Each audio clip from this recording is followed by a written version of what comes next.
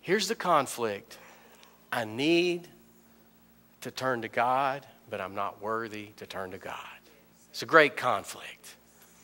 I need to go home, but I'm not worthy to go home.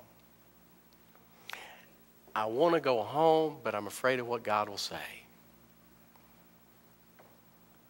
I know that's where I ought to be, but I'm not worthy to be there.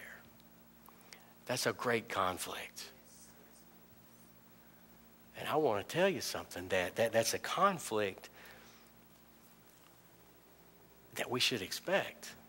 It's a conflict that I've wrestled with in my life. It's a conflict that I've wrestled with over and over and over again. My unworthiness to be a child of God. My unworthiness to turn to a holy God after all the mistakes I drag around. My unworthiness. It's a great conflict that as the church, a part of our description of home has to recognize this conflict. It's a conflict that the elder brother did not reconcile. We'll talk about him. It's a conflict that he didn't deal with very well because he was an obstacle, not a helper, not an encourager, not one who ministered hope to this younger son, not one. As a matter of fact, in the context of what's going on here, the older brother should have been the one to go find the younger brother and bring him back home.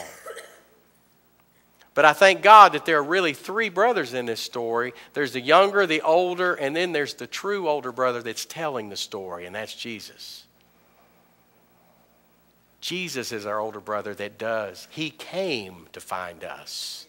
And he came to reconcile the conflict. One of the greatest prophetic scriptures in the Bible is in Job, where there's this conversation, and Job says, what I need is a mediator. How can an unholy man stand before a holy God? How can an unholy man give an account? There needs to be someone that will stand in between us.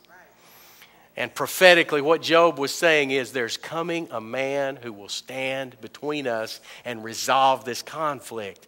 And when we talk about Jesus, when we talk about Christ, when we talk about the Savior, we need to keep in mind this conflict of our unworthiness and the need to come home. And the only way to come home is through Christ. He's the one that brings us home.